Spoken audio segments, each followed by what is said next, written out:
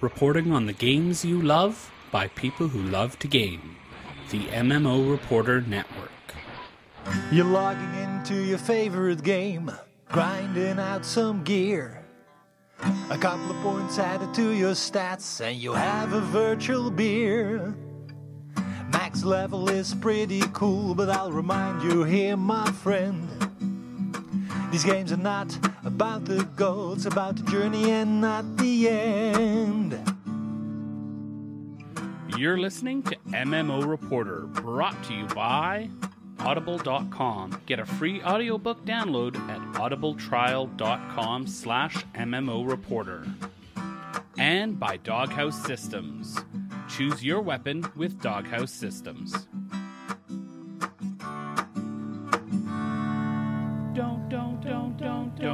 Don't forget about your ults you need to cherish.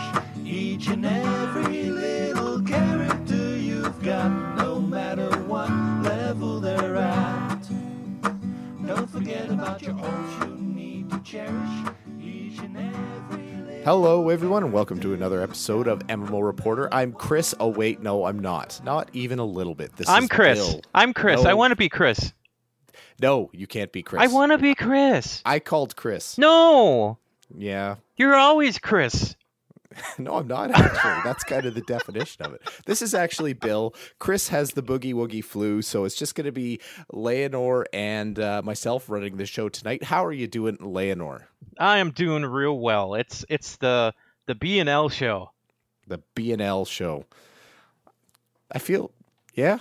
Yeah. That should be a thing. Yeah, I feel it like should be. somebody's already made a B&L show. It's got to be there somewhere. I know they made a BLT. Oh, well. Who's going to be the T? Steve. No. No. I'm vetoing That's that. a straight no. I'm vetoing that with a capital T. No Steve. Okay. So anyway, we'll throw out the tomato like any respectable sandwich should, and we'll just carry on the way it is. So let's just jump right into it. Layanor, what kind of stuff have you been up to this week? I've been getting into quite a few things. I was on Lord of the Rings Online and did some epic battles, still trying to get some jewelry sets out of there. I only need a couple more pieces, and you have to grind for quite a while to get some of these pieces, so it's taken a little while yet. I've jumped into the secret world, and I am 14 skills away from a completed skill wheel. Wow. Which is a lot of work, a lot of PvP. Barely play Secret World, and even I know that that's a lot of... Yeah, that wheel is very intimidating. Yeah. So many dots. It's even worse than Wild Stars, actually. Oh, yeah, I know. That wheel is scary.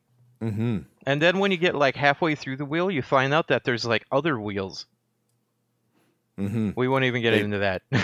they tree off, and do they become cylinders then? or tank treads, or they become cones. Cones. Oh. Ah. Oh, so it's like ice cream then. It is kind of like ice cream because you put the wheel on top. Perfect.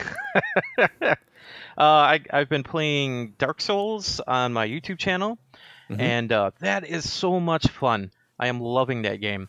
And I won't get into that one because I want to get into this one a little bit more, which is I've been also playing the Bureau XCOM Declassified, the favorite hated XCOM game from XCOM fans. And I am really liking that game, and I'm going to get a lot of heat for this, but I think it's a really, really good game. And I'm actually, you can tell that they really wanted to bring the XCOM brand back in some shape or form because there is money put into this. There's some pretty good acting. The graphics are really cool. Like I got to see some of the alien ships kind of like come in from a warp, and they melt into existence. And it's like, wow, I've never seen that in a game before. Like movies, maybe. But I was like, holy cow, this is really cool. And just about everything that you do has plot. Has plot. So has so plot. there's There even the little small missions, like say in regular XCOM, when you go out and you go and you chase a couple of aliens down after they crash, you go out and you kill the aliens and you go back to base. In this game, there's always a reason for you to be there, plot-wise, other than just go out and kill the aliens.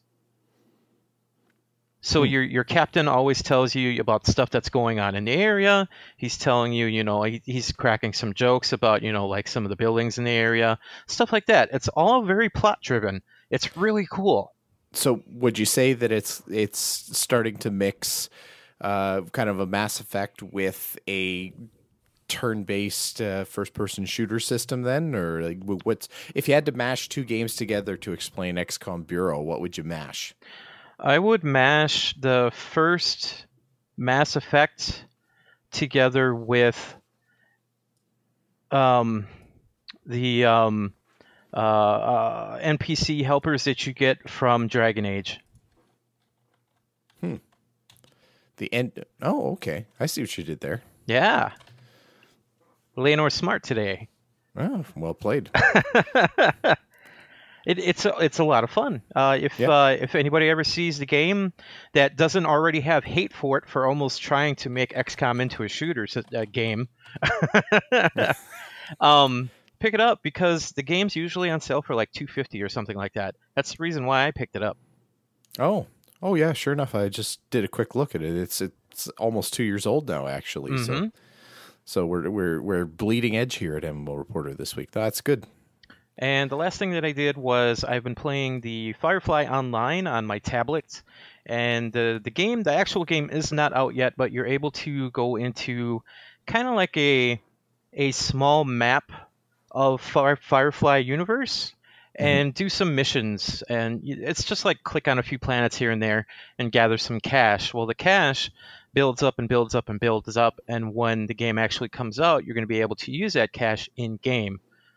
But as you're doing that, you get to collect collector cards from the TV series. So you get all these cards from different scenes of the show, which is really cool. And there are 3 sets out right now, and I just got done finishing the first set.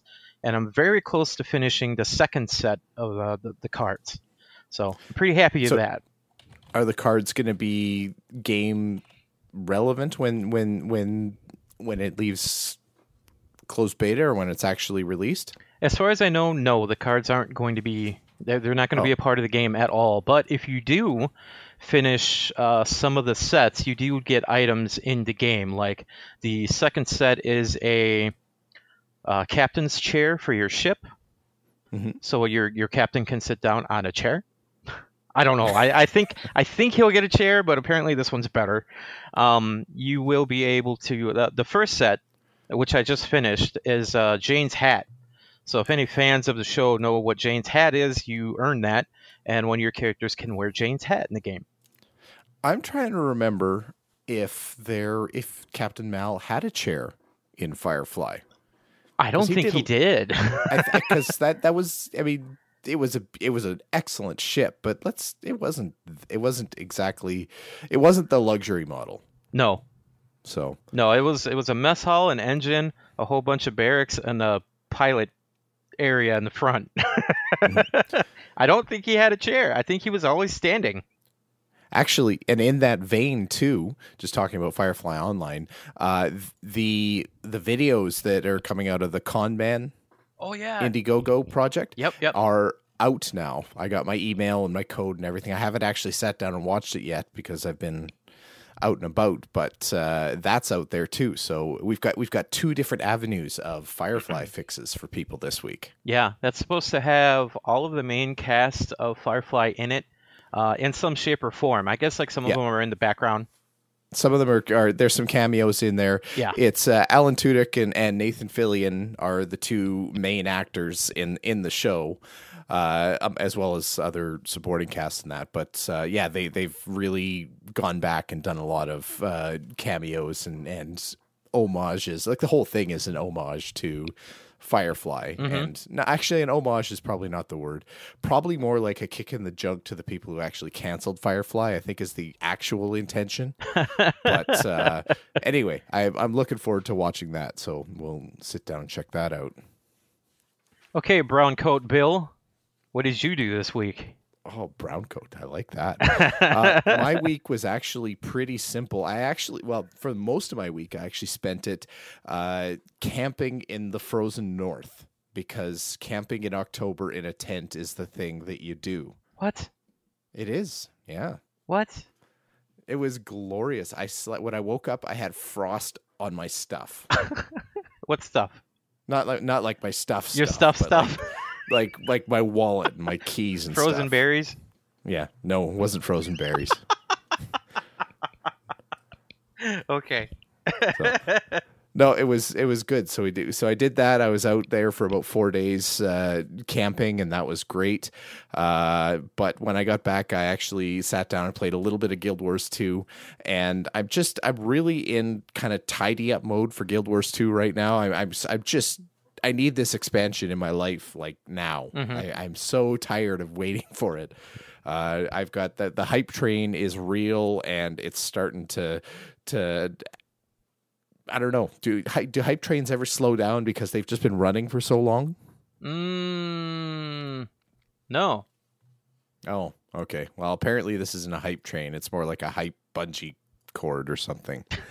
So I've been doing a little bit of the story quest stuff. I've been trying to catch up. I've actually haven't finished the season 2 Living World story yet. It's just, I don't know. I got in the mode of leveling alts and that kind of thing. So I actually haven't gone all the way through the story yet. I'm on the very last chapter of the very last season, or the most recent season. So I should be able to finish just in time for that expansion to catch out and be completely caught up in the story. The story is actually really good.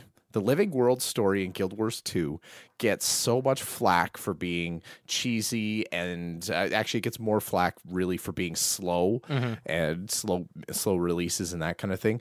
But it's actually pretty good. There's a very neat storyline in the second season with Kaith, who is one of the kind of the main threads of Destiny's Edge, which was kind of the very first season, very first story that was attached to Guild Wars 2. It's also one of the characters from the novels that came out from Guild Wars 2.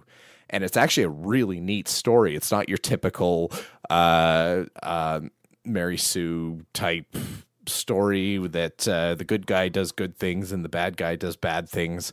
It's actually kind of questionable. It's really pulling me in. So I'm quite enjoying that. So if you haven't, and of course the Living World story stuff is all free. If you've owned the game, so the only thing you have to do is just log in once in a while. So actually, if you are a free player for Guild Wars 2, or if you've just bought the previous game but didn't buy the expansion, make sure you log in after the expansion launches and make sure those new chapters for the Living World story actually get downloaded. Because even if you don't play, just log in for a minute and then log out, and do that once a week or once every other week or something like that, and you'll be completely caught up. Otherwise, they do charge you for the chapters that you quote unquote miss. Oh, which I always thought was a little bit sketchy, and it hurts my Guild Wars fanboyism. But anyway. So just log into Guild Wars 2 once in a while. Don't even have to do anything. Just log in, wave at somebody, and then log out. That's my recommendation to you. So anyway, so let's wrap that up and let's talk about some news. The boss from me, more than deeps, is all you have to do to make the raid. Then you wouldn't have to say that you pew pew, 'cause I'd already know. So the first news that we're going to talk about this week is that Elite Dangerous has released their big 1.4 patch. This is the patch that's it's introducing a bunch of new things, but the biggest piece to it is the close quarters combat that's being added. This is basically lightsabers? Not quite that close quarters. Oh, Death Stars? No, you still don't get out of your ship. Oh.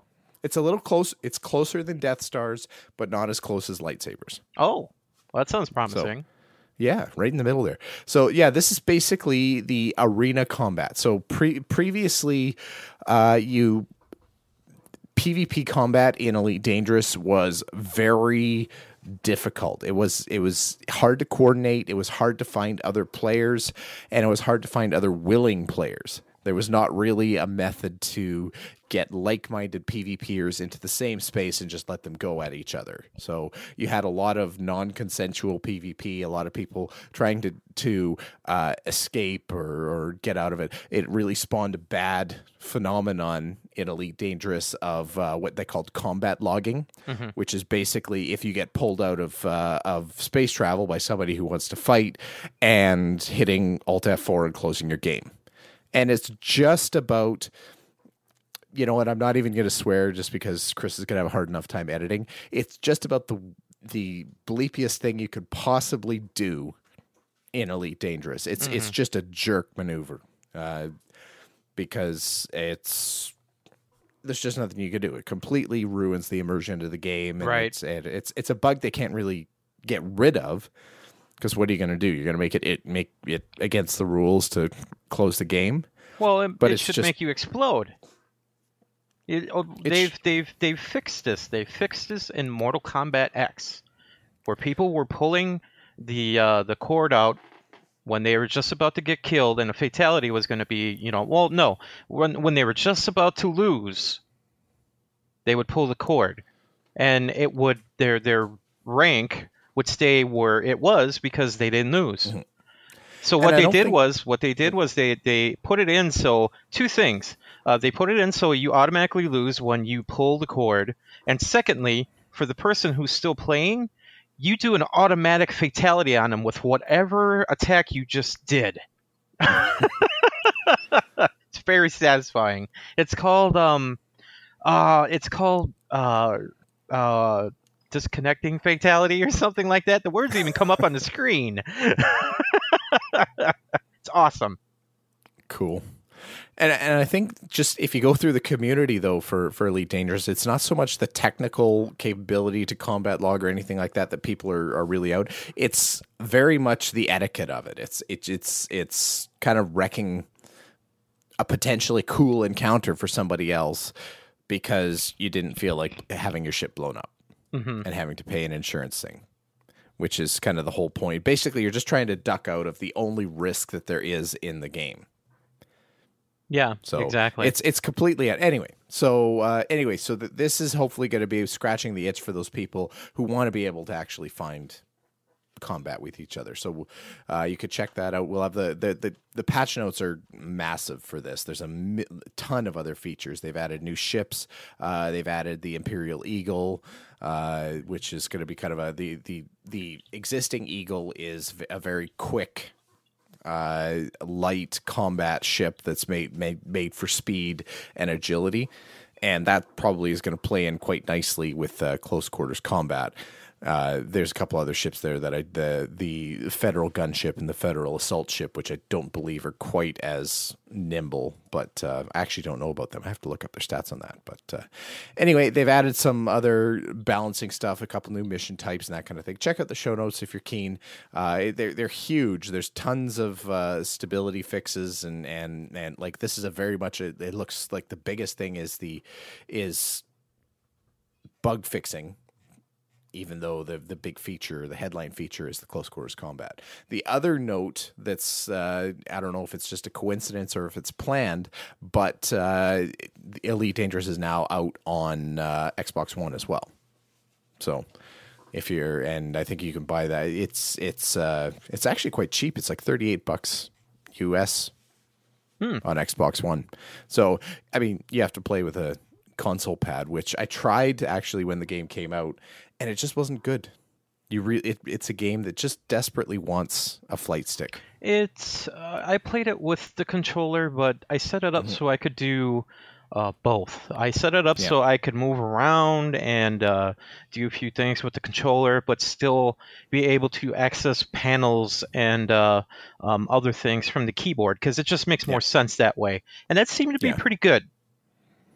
Yeah, and that's a good thing. I obviously, well, not obviously, but I flight stick plus keyboard for the menu selections and that kind of thing. So that's what works for me. But I just found the controller to be, I can't think of a better way to say it than just dumb. Like, it felt very plain to play it on the controller. I actually liked keyboard and mouse better than trying to play it with the controller. But that said, I think there's a gap for this type of game on consoles too. So this could actually be quite cool, especially with the close quarters combat being added.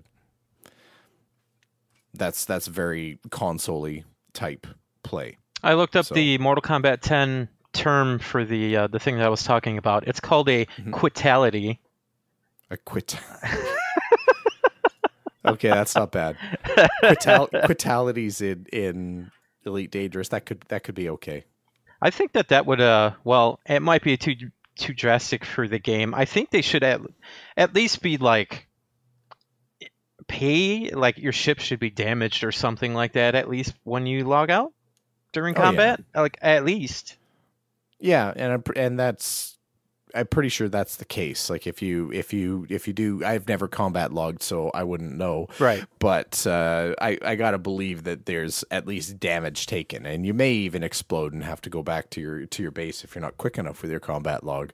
But anyway, jerk maneuver. Yeah. So, anyway, speaking of jerk maneuvers, actually, maybe not. Whoa! What's happening over at Daybreak there, Layanor? Okay, well, there's actually a few things going on right now. Jens Anderson, who was lead on DC Universe Online, has got a promotion, and he's going to be head of the, oh geez, I lost it now, executive creative director of the studio. So he's going to be pretty much head of DC Universe, H1Z1, and the EverQuest games.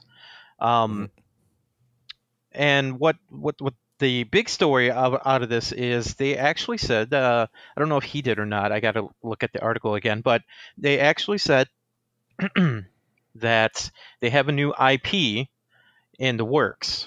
And nobody's really kind of covered this. It was just kind of put in there.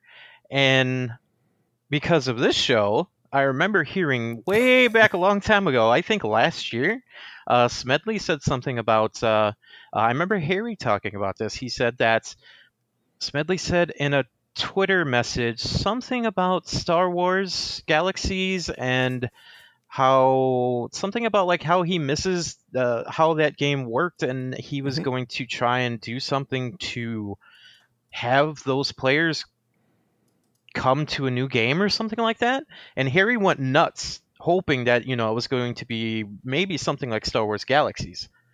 Yeah.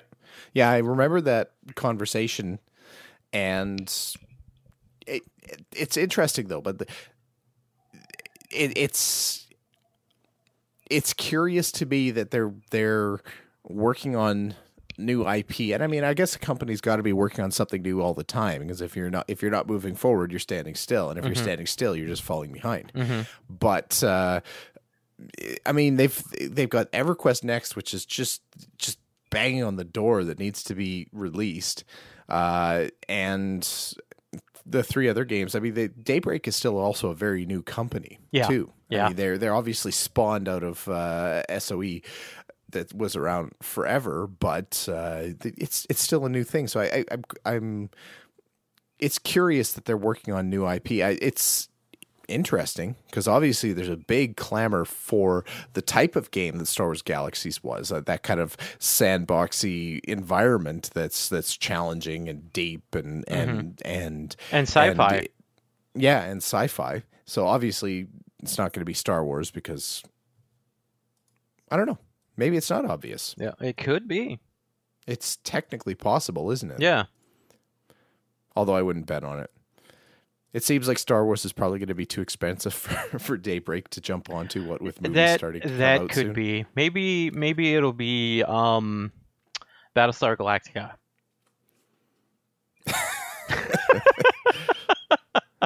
And they're Close, gonna but not the same. Invent laser scimitars that they can fight the Cylons with. Everything's the same, but the names have changed. Yeah, that would be hilarious. Anyway, While thinking about that, with Harry talking about Smedley posting that, looking through some of the recent news, Smedley had started up a new company. Now, I don't know when the heck that happened. I guess he left Daybreak in July, and I remember him actually, saying things about EverQuest Next and Landmark, and how things are going really good over at Daybreak, and he was all excited. And then I guess he left in July. I had no clue. Did you hear about that at all? well, I knew he'd left, and that was a direct result of the legal battle that he got in with the fella that was threatening him and getting him kicked off of planes and everything like that. So he actually took a sabbatical from games industry in general to deal with that, because I believe it's kind of sounded like that was his priority. Wow, that's what really happened? Yeah. Holy cow. So anyway, I'm so shocked. so he stepped away from Daybreak, and Daybreak carried on without him, and now obviously he feels like he's settled his other issues and is ready to start making games again. Yeah, and he's Again, got obvious to me, maybe not obvious to everybody. right. He's got a company now. He posted on his Facebook. We can't get to the Facebook, so we had to go to Massively OP for the picture. And it's like two chairs next to a window. That's the office. Pretty nice chairs. They're nice chairs. I think there's a table. Yeah. But that's probably just one screen of a corner of the office. But he started his own company. He's got the offices already, and apparently he's going to be announcing something very soon of what their plans are going to be for whatever games that they're going to make. So kind of keep an eye out for that. Yeah, absolutely. It's always curious to see those early gen MMO builders. It's always it's interesting to hear from the Mark Jacobs and the John Smedleys and so forth, and just see what they're up to, just to see what kind of stuff survives those earlier generations and really makes it into newer generation games. It's also curious to see what the IP that Daybreak's going to come out with and how much of a direct competition it is going to be with Smedley's idea. Like, is he going to be building a similar game that he was thinking about back at Daybreak, or is this a whole new animal? We'll see. Dune Online. Come on. Dune Online. Dune. Dune. I thought you said do it online. No, do it. Like, no, do it I won't. online. Dune. Ooh. Nobody has taken a serious run at Dune in a long time. Oh, I remember there's the a Dune reason. RTS from way back. Way back. It's like Lord of the Rings. A while ago there used to be these very, very strict fans called the Keepers of Tolkien. And you really couldn't even write any kind of fan fiction or anything, because these guys would just come in and be like, no, don't do that. Yeah. I'm pretty sure there's a large group that defend Dune no matter what. And to come into that area, you better have it right, or it's going to sink quick. Oh, that's cool. There's a online version of Dune too. I didn't know that. What? Really? Well, it's pardon me, online. It's a web flash game of Dune 2. Oh, the top old RTS. The RTS. old- Okay, cool. Not the RTS, the turn-based whatever. Anyway, it's there. So Dune is out there, but yeah, it's Dune for a remake, isn't it? It's dude, the Dune. No, never mind. Just go. just go. Let's just go. Let's thank some people here. Let's first off recommend that everybody go check out Audible. Audible is a fantastic way if you're a reader but you don't have time to read, or if you're a reader and you want something to go into your commute when you're finished listening to MMO Reporter. Head over to audiblepodcast.com/MMO Reporter and check out some online books. If you go and you create an account through that link there, you will actually get yourself a free Audible book that you can listen to, and it's a fantastic deal. It's a great service, and you might even like it so much that you get 100 Audible books. But you know what, go get your free one because it's free. You can't argue with free. Also really want to thank the fine folks over at Doghouse. If you're looking for a new boutique system, just that big fat nasty rig that's just going to make everybody else sad about their piddly little computer at home. Doghouse Systems is the place to go check that out. So head on over there. If you find the computer, your dream computer that you want to have them build for you, get her done. Use the coupon code MMO Reporter when you do that, and you will get 120 gigabyte SSD thrown in with your purchase for free. So check it out, doghousesystems.com. Stealing thread off of the tank. Overhealing, you'll get no thanks. Too much DPS without a rest. Seeing if your healer is up to the test. Dumb ways to die. So many dumb ways to die. Dumb ways to die. So many dumb ways to die. Jump puzzles that make you fall. So just a couple quick mentions out there before we shut her down. Rift has officially launched patch 3.4, which is a whole bunch of stuff. The big deal in that patch is the new calling, the Planeswalker calling, which is the first new class that the game has actually seen.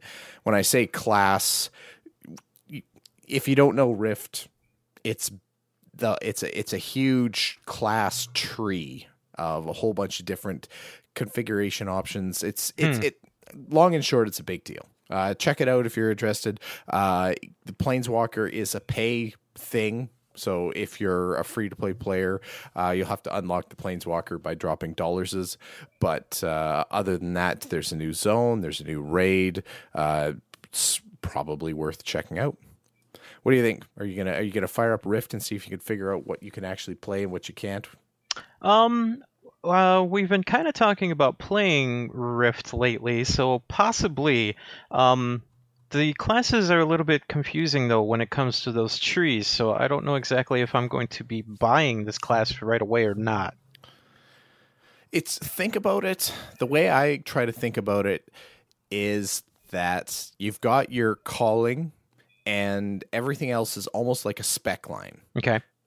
But the spec lines are amazingly complex, and each spec line is like a class.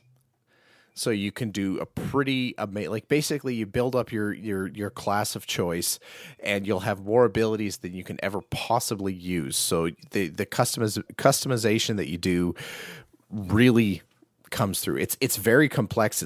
It's interesting if you want to do that deep dive into your class, but it's I found it very I still find it intimidating to just jump in and look at. Like, you're going to spend, I believe it. This is not a jump in for 15 minutes and check it out. You're going to spend half an hour just figuring out what the classes are and how they work. Okay, And so if I like log in then and I'm ready to go, how much is it going to cost me to pay you to come online and tell me these things? For you, I don't know. I'm thinking 4 digits minimum. 4 digits? That's a deal. Done. I need to talk to Chris. Yeah. So I'm going to take that money that I'm getting from Layanor, and I may even fly down to Vegas next week to check out the EVE Vegas convention that's going to be going on down there. This is going to be a ton of different panels and chat, and this is the SSO outreach to the EVE community. So there should be a whole bunch of good streams, videos, and that kind of thing coming out of this. We'll have some links into the show notes that are going to show the itinerary for it. So if you're not going to Vegas already to check it out and you just kind of want to see what's happening, you can check all that out and wish you were in Vegas. Are they going to bring the gravestone with them and put it in the corner of the convention again that says World of Darkness? You know, that's so sad. I was reading on Reddit and people were bemoaning the lack of World of Darkness in the MMO landscape. And people, I mean, the Secret World is good, but it doesn't quite fill that hole. Yeah, it's close. But so it's not that. It's not Cthulhu. It's close. So, it's close. So anyway, check it out if you're looking for some EVE content. Keep your eyes peeled on their YouTube channel and see what happens. So that's about the show. Layanor, can you tell all the fine people out there a bunch of different ways that they can get a hold of us? I sure can. They can go over to MMOreporter.com for our website. They can email us at mmo.reporter@gmail.com. They can check us out on Facebook. They can Twitter us at MMO_reporter. You can also reach other people on Twitter like Harry, which is Harry Hall. Harry, Hol is the spelling. Layanor, Layanor, and Bill, which is MMO Bill. You can also call us up on voicemail, which is 616-666-6778. And our YouTube channel is MMO Reporter Network. Our Patreon is patreon.com/MMO Reporter. And if you want to throw a couple dollars at our heads, you can go over to our support website, which is MMOreporter.com/support. And I just want to throw an extra special thank you to all the Patreons out there. That we really appreciate everybody who's throwing a little bit of money our way. I've said it many times, but it's really, really humbling that there's people out there that actually enjoy the fun that we have here on MMO Reporter so much that they actually want to throw their hard-earned dollars at it. So thank you very much to all 29 of our patrons. You're the 29 best people on the planet, I'm pretty sure. So anyway, that is a show. Thanks, Layanor, for being the guy to show up tonight. That was awfully good of you. Well, you're welcome. I'm glad we got rid of that riffraff. Yeah, we really trimmed the fat here on this episode, haven't we? And how? So we'll aim for next week to hopefully have some Harry Halls for you, and if Chris survives, he'll probably be with us next week as well. So thank you everyone for tuning in and giving us a listen. Hope you all have fun, play some fantastic MMOs out there, and we hope to see you again. Don't forget about your ults you need to cherish. Each and every little character you've got, no matter what level they're at. Don't forget about your ults you need to cherish. Each and every little character you've got, no matter what level they're at. Thanks for watching the video, everybody. Don't forget to check out all the other podcasts at MMOreporter.com or by clicking on any of the links here. And please check out our Patreon campaign at patreon.com/MMOreporter. Thanks, everyone, and see you in game.